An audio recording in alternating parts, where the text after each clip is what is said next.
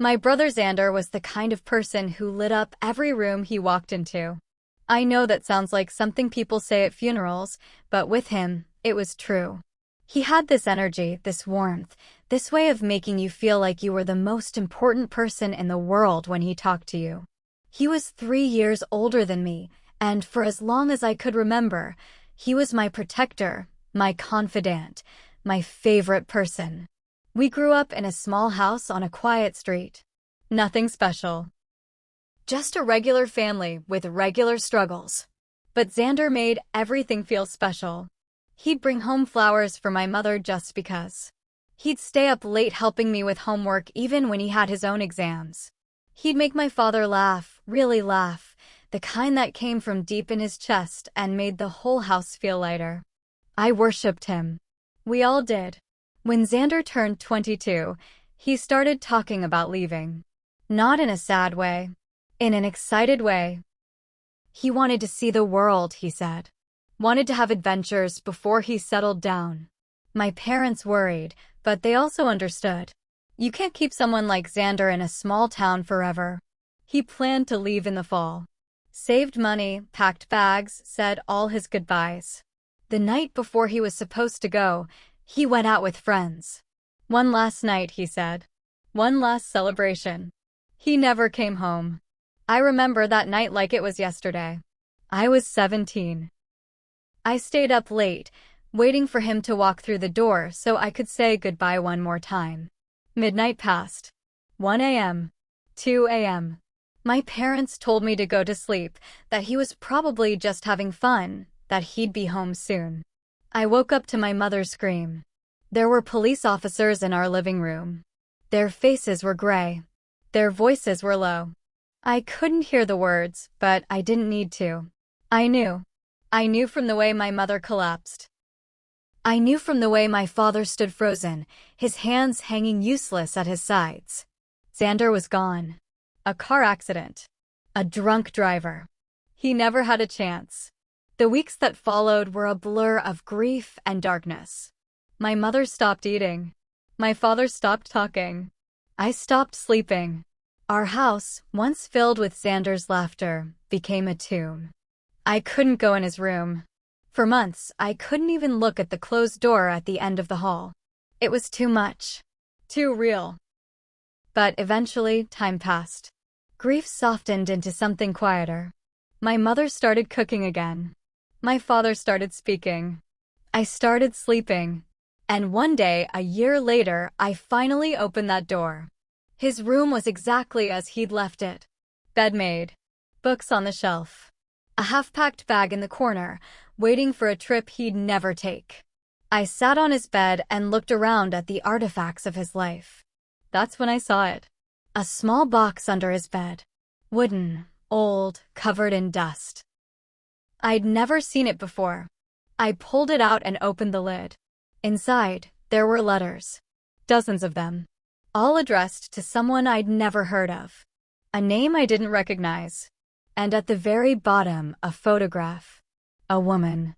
Young, smiling, holding a baby. The baby looked just like Xander. I stared at that photograph for a long time. The woman in the picture had Xander's eyes. The same shape, the same warmth. The baby had his smile. That unmistakable, unforgettable smile. My hands were shaking. I pulled out the letters and started reading. The first one was dated 18 years ago. Before I was born. Before Xander was even a year old. My dearest Sarah, I think about you every day. I think about our son. I know I made a choice and I have to live with it. But please know, I will always love him. Even from a distance. Even if he never knows my name. Our son. Your son. Zander. This woman, this Sarah, was his mother. His real mother. Zander was adopted.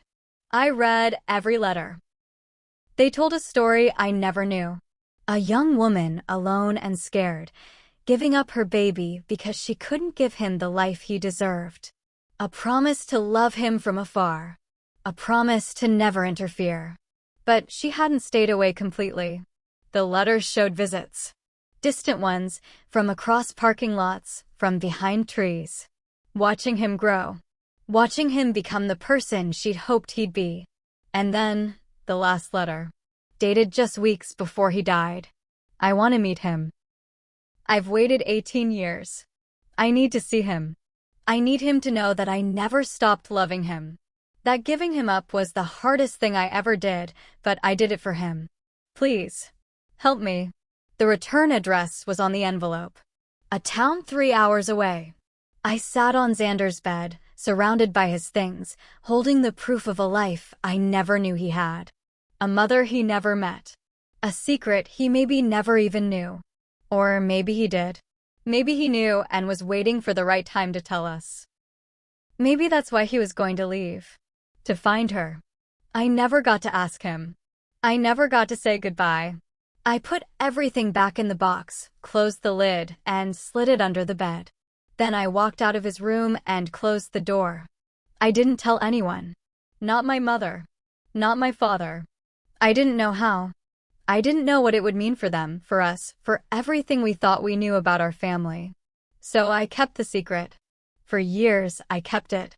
10 years passed. I grew up. Moved away. Built a life.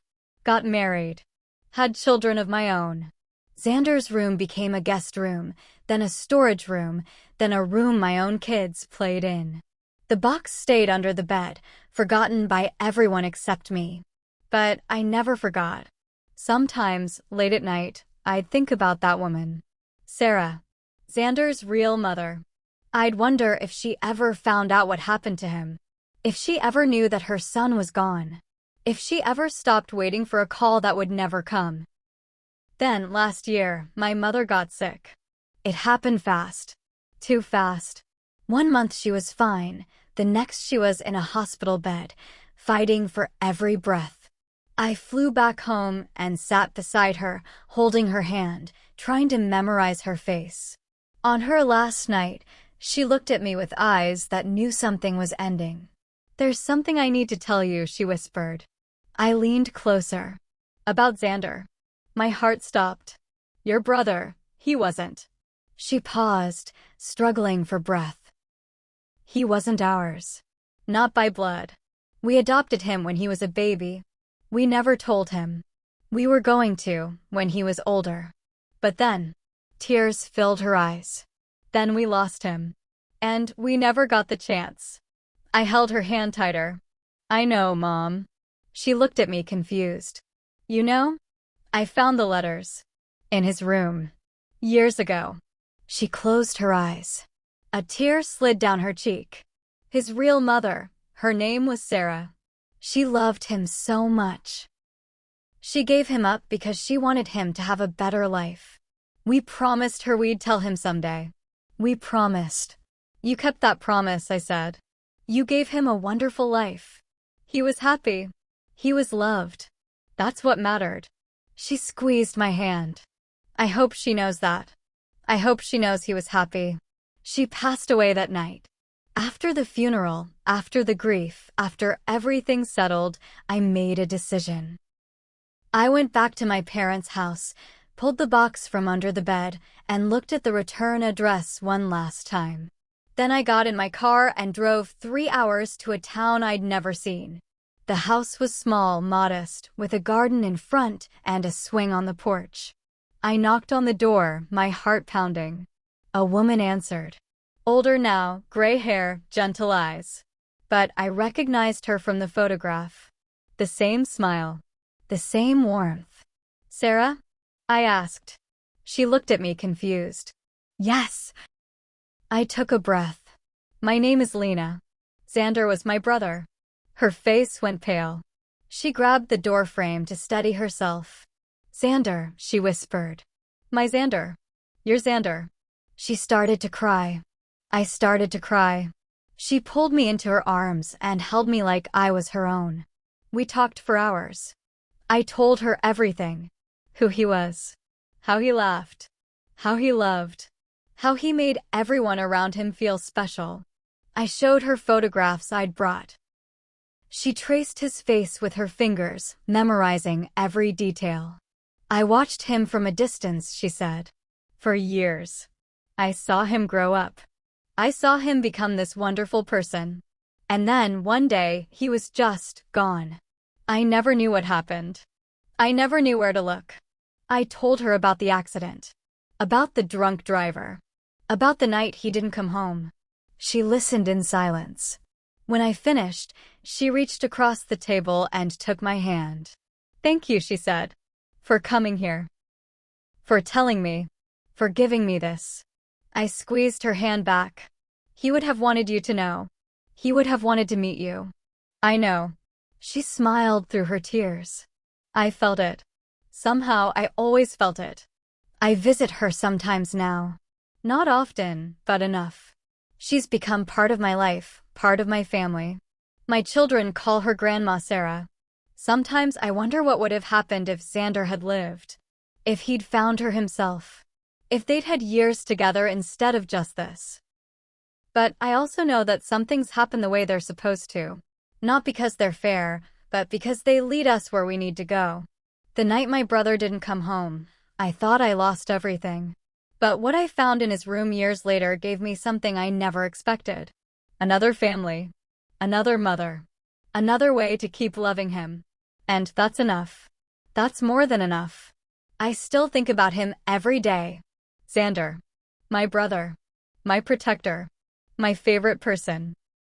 And now, when I think about him, I don't just remember the loss. I remember the love. All of it. From all of us. Forever.